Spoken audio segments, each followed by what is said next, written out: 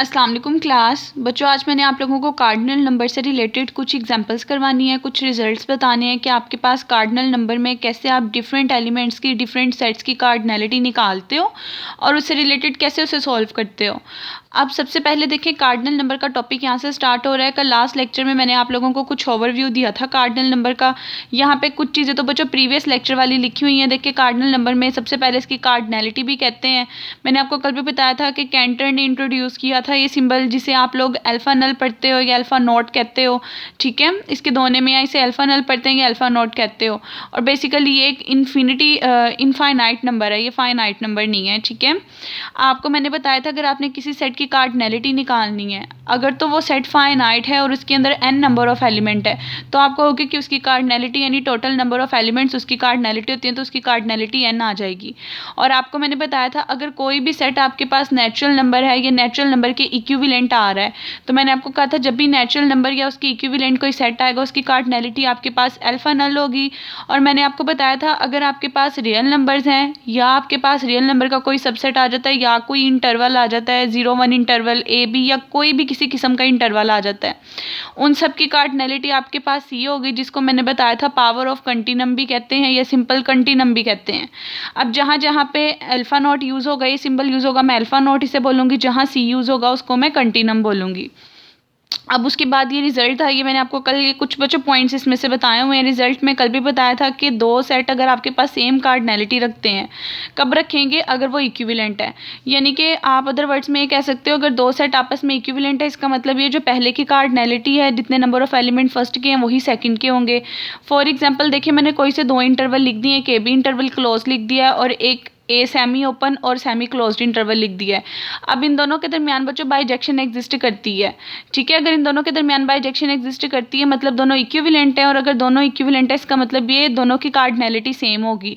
अब दोनों आर के सबसेट हैं तो इसका मतलब है इन दोनों की कार्डिनलिटी आपके पास कंटिनम यानी सी होगी। उसके बाद यही बात बताई हुई है कि अगर ए और बी इक्विवेलेंट हैं तो उनमें 1-to-1 कोरेस्पॉन्डिंग होगी, यानी दोनों के नंबर ऑफ एलिमेंट सेम होंगे। ये कल वाले बच्चों कुछ चीज़ें हैं। उसके बाद मैंने आपको ये भी बता दिया था कि आपके पास n की कार्डिनलिटी अल्फा नोट होती है, और कोई भी सेट अगर n के इक्विवेलेंट आ जाता है तो उसकी कार्डिनलिटी भी वही बन जाती है। जैसे कि हमने स्टार्टिंग में पढ़ा था, जब हमने बाइजेक्शन इक्विवेलेंट पढ़ा था कि z n के इक्विवेलेंट है, इसका मतलब ये z की कार्डिनलिटी भी अल्फा नोट होगी। q n के इक्विवेलेंट है, इसका मतलब q की कार्डिनलिटी भी अल्फा नोट होगी। इसी तरह जितने भी सेट हैं आपके पास q e ऑड नंबर्स, इनकी यूनियन, ये सारे के सारे जितने भी सेट हैं इनकी कार्डिनलिटी आपके पास अल्फा नल होगी या अल्फा नोट होगी। अदर वर्ड्स में बच्चों आप ऐसे कह सकते हो every denumerable set equivalent to n, so cardinality of every denumerable set is alpha null. Denumerable set कौन से सेट होते हैं? वो सारे के सारे सेट जो कि n के इक्विवेलेंट होते हैं या फाइनाइट होते हैं। तो इन्होंने यही बात कही है, ऐसे सेट जो n के इक्विवेलेंट होंगे उन सब की कार्डिनलिटी अल्फा नल होगी आपके पास। उसके बाद कंटिनम का बता दिया कि रियल नंबर्स की पता कार्डिनलिटी सी होती है, तो जितने भी ये इंटरवल्स होंगे सारे के सारे आर के इक्विवेलेंट होते हैं, इसलिए इन सब की कार्डिनलिटी भी आपके पास सी होगी, क्योंकि आर की कार्डिनलिटी सी होती है यानी कंटिनम होती है। अब बच्चों ये आपके पास इंपॉर्टेंट थ्योरम है, इसकी जस्ट स्टेटमेंट आपको समझाने के लिए इंक्लूड है, आपके सिलेबस में इसका प्रूव नहीं है। ये कैंटर कंटिनम हाइपोथेसिस है। कैंटर कंटिनम हाइपोथेसिस क्या कहता है कि आपके पास जो अल्फा नल है और कंटिनम है, इन दोनों के दरमियान बच्चों कोई भी चीज़ कॉमन नहीं आती, इन दोनों की इंटरसेक्शन आपके पास फाई होती है। ये दोनों टोटली डिफरेंट सेट्स पे क्योंकि अप्लाई होते हैं। ये बच्चों आपके पास काउंटेबल सेट के लिए यूज़ होता है, ये अनकाउंटेबल के लिए यूज़ होता है, तो इसलिए हम कहेंगे कि इनके बिटवीन कोई भी नंबर आपके पास एग्जिस्ट नहीं कर रहा होता। ये देखिए, इसलिए यही लिखा हुआ है there is no infinite cardinal number between this, यानी कि इन दोनों के दरमियान कोई भी इनफाइनाइट कार्डिनल नंबर एग्जिस्ट नहीं करता। ये भी इनफाइनाइट सेट है, ये भी इनफाइनाइट सेट है, इनकी इंटरसेक्शन एम्प्टी होगी।